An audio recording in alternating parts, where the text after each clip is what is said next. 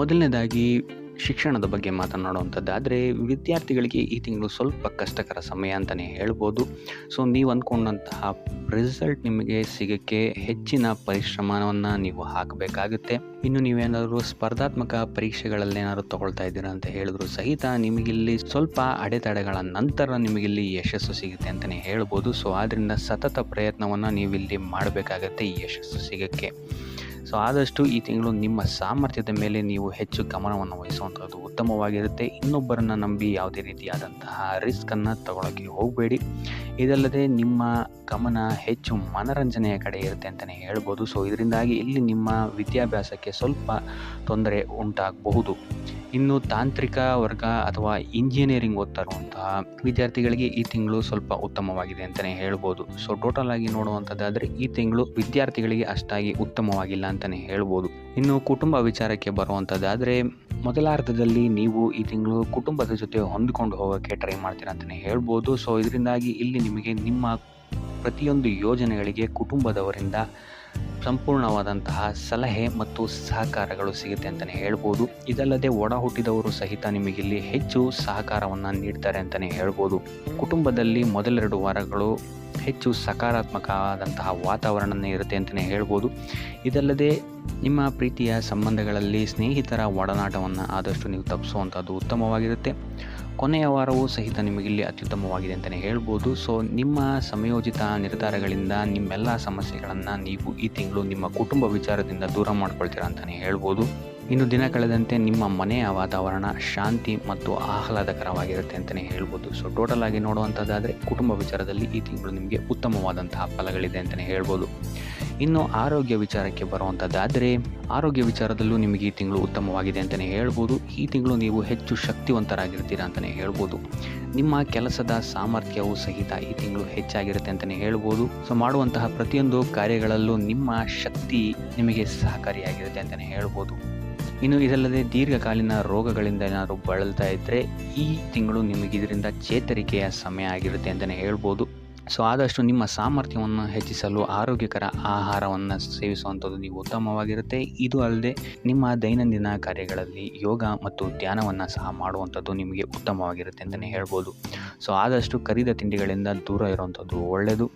ದೈಹಿಕವಾಗಿ ಮತ್ತು ಮಾನಸಿಕವಾಗಿ ಈ ತಿಂಗಳು ನೀವು ಹೆಚ್ಚು ಸ್ಥಿರತೆಯನ್ನು ಕಾಣ್ತೀರಾ ಅಂತಲೇ ಹೇಳ್ಬೋದು.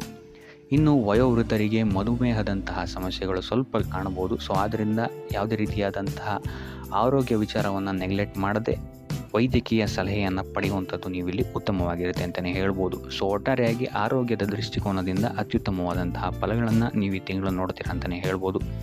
ಇನ್ನು ವೃತ್ತಿ ಜೀವನಕ್ಕೆ ಬರುವಂಥದ್ದಾದರೆ ನೀವು ಈ ತಿಂಗಳು ಯಾವುದೇ ಪ್ರಮುಖ ಕೆಲಸಗಳನ್ನು ಮಾಡಬೇಕಾದ್ರೆ ನಿಮ್ಮ ಪೋಷಕರ ಆಶೀರ್ವಾದವನ್ನು ಪಡೆಯುವಂಥದ್ದು ನಿಮಗಿಲ್ಲಿ ಅದೃಷ್ಟವನ್ನು ತರುತ್ತೆ ಅಂತಲೇ ಹೇಳ್ಬೋದು. ಸೊ ಇಲ್ಲಿ ನಿಮ್ಮ ಪ್ರತಿಯೊಂದು ಕಾರ್ಯಗಳು ಸಹಿತ ಉತ್ತಮ ಸ್ಥಿತಿಯಲ್ಲಿರುತ್ತೆ ಅಂತಲೇ ಹೇಳ್ಬೋದು. ಸೊ ಅನೇಕ ನಿಂತಹ ಕೆಲಸಗಳು ಸಹಿತ ನಿಮ್ಮ ಪೋಷಕರ ಆಶೀರ್ವಾದದಿಂದ ನೆರವೇರುತ್ತೆ ಅಂತಲೇ ಹೇಳ್ಬೋದು. ಸೊ ಇದು ಅಲ್ಲದೆ ಈ ತಿಂಗಳು ನಿಮಗೆ ಹೆಚ್ಚಿನ ಅವಕಾಶಗಳು ಸಹಿತ ದೊರೆಯುತ್ತೆ ಅಂತಲೇ ಹೇಳ್ಬೋದು. ಸೊ ಆದ್ದರಿಂದಾಗಿ ಈ ತಿಂಗಳು ನೀವು ನಿಮ್ಮ ಸಮಯವನ್ನು ಉತ್ತಮವಾಗಿ ಬಳಸಿಕೊಳ್ಳುವಂಥದ್ದು ಉತ್ತಮವಾಗಿರುತ್ತೆ.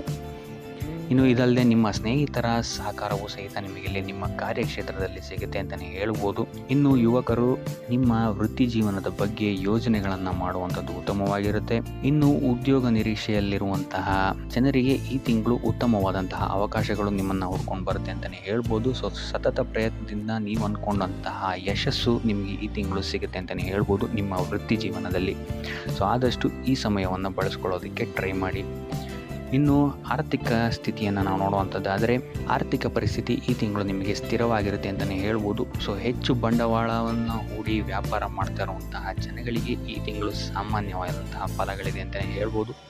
ಇನ್ನು ನೀವೇನಾದರೂ ಆಮದು ಅಥವಾ ರಫ್ತು ಏನಾದ್ರು ಮಾಡ್ತಾ ಇದ್ದೀರಾ ಅಂತ ಹೇಳಿದರೆ ಈ ತಿಂಗಳು ನಿಮಗೆ ಉತ್ತಮವಾದಂತಹ ಲಾಭಗಳು ಸಹಿತ ಸಿಗುತ್ತೆ ಅಂತಲೇ ಹೇಳ್ಬೋದು. ಸೊ ಆದಷ್ಟು ಖರ್ಚುಗಳನ್ನು ನೀವು ಈ ತಿಂಗಳು ಪರಿಶೀಲಿಸಬೇಕಾಗತ್ತೆ. ಯಾವುದಕ್ಕೋಸ್ಕರ ಖರ್ಚಾಗ್ತಾ ಇದೆ ಅಂತ.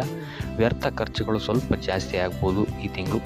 ಇದಲ್ಲದೆ ನಿಮ್ಮ ಆದಾಯದ ಮೂಲವೂ ಸಹಿತ ಈ ತಿಂಗಳು ಹೆಚ್ಚಾಗುತ್ತೆ ಅಂತಲೇ ಹೇಳ್ಬೋದು. ಆದರೆ ಮಕ್ಕಳ ವಿದ್ಯಾಭ್ಯಾಸದ ವಿಚಾರವಾಗಿ ಈ ತಿಂಗಳು ನೀವು ಸ್ವಲ್ಪ ಖರ್ಚು ಮಾಡಬೇಕಾಗಬಹುದು, ಅಥವಾ ನಿಮ್ಮ ಮನೆಯ ಬದಲಾವಣೆ ಅಥವಾ ಕುಟುಂಬದವರ ಆರೋಗ್ಯದ ಮೇಲೆಯೂ ಸ್ವಲ್ಪ ಹೆಚ್ಚು ಖರ್ಚು ಮಾಡಬೇಕಾದಂತಹ ಪರಿಸ್ಥಿತಿಗಳು ಬರ್ಬೋದು ಅಂತಲೇ ಹೇಳ್ಬೋದು. ಸೊ ಆದ್ದರಿಂದ ಹಣಕಾಸಿನ ವಿಚಾರದಲ್ಲಿ ಈ ತಿಂಗಳು ಸ್ವಲ್ಪ ನಿಮ್ಮ ಖರ್ಚಿನ ಮೇಲೆ ನಿಗಾ ಇಡುವಂಥದ್ದು ಉತ್ತಮವಾಗಿರುತ್ತೆ ಅಂತಲೇ ಹೇಳ್ಬೋದು. ಇನ್ನು ಉಪಾಯದ ವಿಚಾರಕ್ಕೆ ಬರುವಂಥದ್ದಾದರೆ, ಶಿವ ಮತ್ತು ಗೌರಿಯ ಪೂಜೆಯನ್ನು ಮಾಡುವಂಥದ್ದು ಮತ್ತು ಬಡವರಿಗೆ ದಾನವನ್ನು ಮಾಡುವಂಥದ್ದು ಸಹಿತ ನಿಮಗಿಲ್ಲಿ ನಿಮ್ಮ ಆರ್ಥಿಕ ಸ್ಥಿತಿಯಲ್ಲಿ ಬರ್ತಾ ಇರುವಂತಹ ತೊಂದರೆಗಳು ಮತ್ತು ವಿದ್ಯಾರ್ಥಿಗಳಿಗೆ ಇರುವಂತಹ ತೊಂದರೆಗಳಿಂದ ದೂರ ಆಗುತ್ತೆ ಅಂತಲೇ ಹೇಳ್ಬೋದು. ಸೊ ಇದಾಗಿತ್ತು ಈ ತಿಂಗಳ ನಿಮ್ಮ ರಾಶಿ ಭವಿಷ್ಯ.